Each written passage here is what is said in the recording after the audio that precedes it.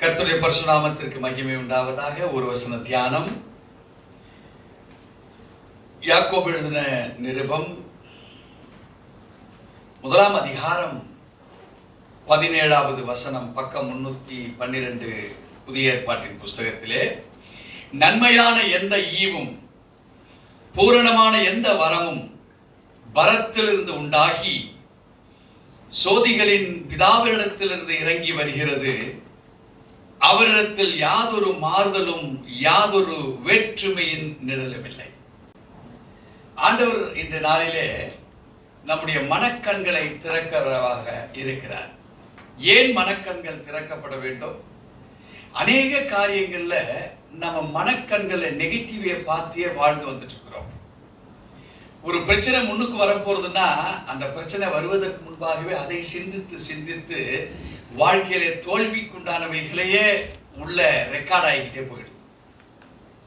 இப்ப இந்த ரெக்கார்டை அழிக்கணும், உள்ள இருக்கக்கூடிய நெகட்டிவிட்டி அழிக்கணும். சின்ன வயசுல பயத்தை குறித்து அப்பா அம்மா நம்மளுக்கு சொல்லி கொடுத்தாங்க. தொடாத, அங்க பேய் இருக்குது, அங்க நாய் இருக்குது, அங்க போனா யாரோ வந்து அடிச்சிருவாங்க, உடனே அங்க பார்க்காத, இப்படி பார்க்காத. இதெல்லாம் என்ன ஆகுதுன்னு கேட்டீங்கன்னா, சின்ன வயதுல இருந்து இவைகள் எல்லாம் நமக்கு உண்டான நெகட்டிவிட்டி ப்ராக்ரஸ்ல வந்துட்டோம் நம்ம வாழ்க்கை.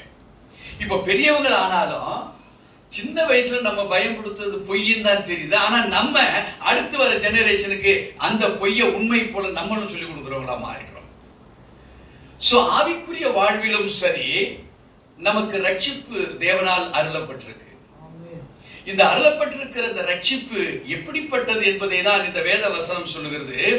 நன்மையான எந்த ஈவும் பூரணமான எந்த வரமும் பரத்திலிருந்து உண்டாகி, அவைகள் சாதாரணமாக அல்ல, அவைகள் பிதாவினிடத்திலிருந்து நமக்கு இறங்கி வருகிறதா இருக்கிறது. ஒரு சொத்து, ஒரு சுகம், நமக்கு உண்டான ஆஸ்தி அந்தஸ்துகள் நம்முடைய தகப்பனாரிடத்திலிருந்து நமக்கு எப்படி உரிமையோடு அது கொடுக்கப்படுகிறதோ, அந்த இரத்த சம்பந்தத்தோடு கொடுக்கப்படுகிறதோ, மகன் என்ற ஸ்தானத்தில் கொடுக்கப்படுகிறதோ, மகள் என்ற ஸ்தானத்தில் எப்படி கொடுக்கப்படுகிறதோ, அருமையான தேவ ஜனமே, கிறிஸ்துவை உங்களுடைய சொந்த இரட்சகராக ஏற்றுக்கொண்ட அடுத்த செகண்டே நன்மைகளும் ஈவுகளும் பிதாவினிடத்திலிருந்து உங்களுக்கு இறங்கி வந்தாச்சு. அல்லேலூயா. அது மாத்திரமல்ல, இங்க ஆண்டவர் சொல்லுகிறார், அவரிடத்தில் யாதொரு மாறுதலும் வேற்றுமை நிழலும் இல்லை. உங்க பக்கத்துல ஒரு நிழல் இருப்பது உண்மைதான். ஆனா அவர் செய்கிற நன்மைகள்ல ஒரு வேற்றுமையின் நிழல். அந்த நிழல் நிஜமாகுமா மனிதனுடைய வாழ்வுல? இல்ல.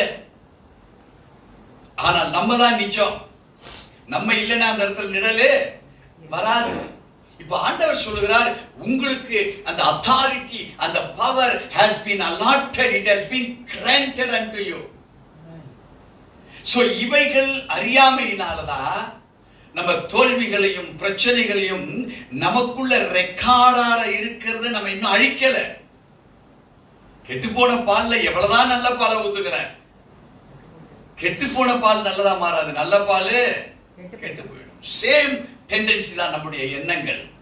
நமக்குள்ள இருக்கிற ரெக்கார்டட் எண்ணங்கள் பல தலைமுறைகள் வழியாய் மாறி மாறி மாறி இப்போ நம்ம கிட்ட அழுகி போய் நாசமா கிடக்குது உள்ள.